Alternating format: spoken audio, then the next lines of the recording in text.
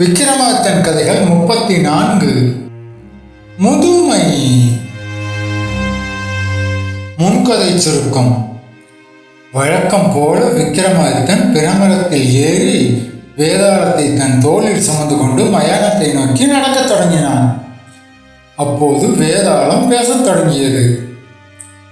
மன்னா, இந்த நள்ளிரவில் நீ காட்டும் இந்த விடாமுயற்சி ஆச்சரியம் அளிக்கிறது.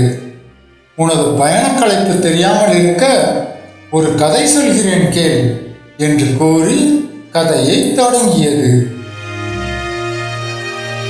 முன்னொரு காலத்தில் அவந்தி நாட்டு எல்லையில் உள்ள ஒரு கிராமத்தில் குணசீலன் என்றொரு செல்வந்தன் வாழ்ந்து வந்தான்.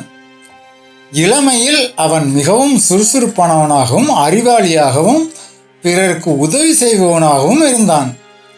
ஆனால் வயது முதிர்ந்து முதுமை அவனை நெருங்கிய போது அவனால் பழையபடி ஓடியாடி வேலை செய்ய முடியவில்லை. கண் பார்வை மங்கியது. கைகளில் நடுக்கம் ஏற்பட்டது. இதனால் அவனது பிள்ளைகளும் ஊர் மக்களும் அவனை கைவிட்டனர். முதுமை என்பது ஒரு சாபம்.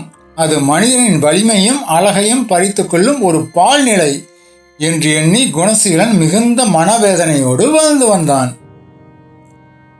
ஒரு நாள் அந்த ஊருக்கு ஒரு ஞானி வந்தார். அவரிடம் சென்ற குணசீலன், சுவாமி, இயற்கை ஏன் மனிதனுக்கு இந்த கொடுமையான முதுமையை தருகிறது? முதுமையால் என்ன பயன்? வெறும் துன்பத்தின் மறுவடிவம் தானே அது என்று அழுது புலம்பினான்.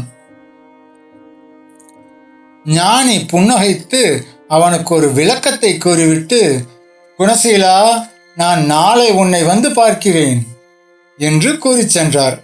ஆனால் மறுநாள் காலை அந்த ஞானி வரவில்லை.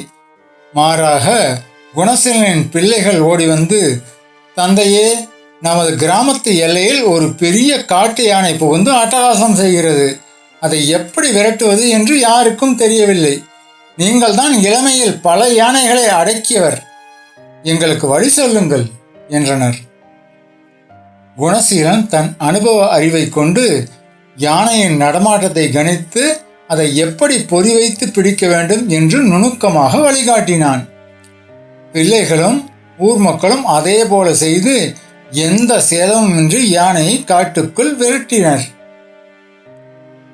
அப்போது அங்கு வந்த ஞானி குணசீலனிடம், இப்போது செல் குணசீலா, உன்னிடம் இளமையின் வேகம் இல்லைதான். ஆனால் உனது இந்த அனுபவ அறிவு யாரிடம் இருந்தது? முதுமை என்பது சாபமா என்று கேட்டார். குணசீலன் உண்மையை உணர்ந்து அமைதியானான். கதையை முடித்த வேதாளம், விக்கிரமாதித்தா, இப்போது என் கேள்விக்கு பதில் சொல். குணசீலன் உணர்ந்து கொண்ட முதுமையின் உண்மை தத்துவம் என்ன? முதுமை என்பது மனிதனுக்கு கிடைத்த சாபமா அல்லது வரமா? பதில் தெரிந்தும் நீ சொல்லாவிட்டால் உன் தலை வெடித்து சிதறும் என்றது. விக்கிரமாதித்தன் நிதானமாக பதிலளித்தான். வேதாளமே, முதுமை என்பது சாபமும் அல்ல, வெறும் துன்பமும் அல்ல. அது அனுபவத்தின் முதிர்ச்சி என்ற உன்னதமான வரம். இளமையில் மனிதனிடம் வேகமும் பலமும் இருக்கும். ஆனால் நிதானமும் ஆழமான அனுபவ அறிவும் இருக்காது. ஒரு மரத்தின் பூக்கள் அழகாக இருக்கலாம், ஆனால் அதன் பழுத்த பழமே இனிமையை தருகிறது. அதுபோல மனித உடலின் பலம் குறைவது இயற்கையின் நியதி. ஆனால் வாழ்நாளில் கற்றுக்கொண்ட பாடங்களும் பெற்ற அனுபவங்களும் முதுமையில் மட்டுமே ஞானமாக மாறும். குணசீலனின் உடல் தளர்ந்திருந்தாலும் அவனது அனுபவ அறிவு ஒரு கிராமத்தையே காப்பாற்றியது. எனவே முதுமை என்பது வாழ்க்கையின் வீழ்ச்சி அல்ல, அது அறிவின் உச்சாட்டம் என்று பதிலளித்தான். மன்னனின் சரியான பதிலை கேட்டவுடன் வேதாளம் அட்டகாசமாக சிரித்துக்கொண்டே, உன் மௌனத்தை கலைத்து நீ பேசிவிட்டதால் நான் உன்னிடமிருந்து தப்பிக்கிறேன் என்று சொல்லிவிட்டு மீண்டும் பிணமரத்தின் உச்சியை நோக்கி பறந்து சென்றது. மக்களே, இந்த கதை பிடிச்சிருந்தா இந்த சேனலுக்கு சப்ஸ்கிரைப் பண்ணுங்க, லைக் பண்ணுங்க, கமெண்ட் பண்ணுங்க.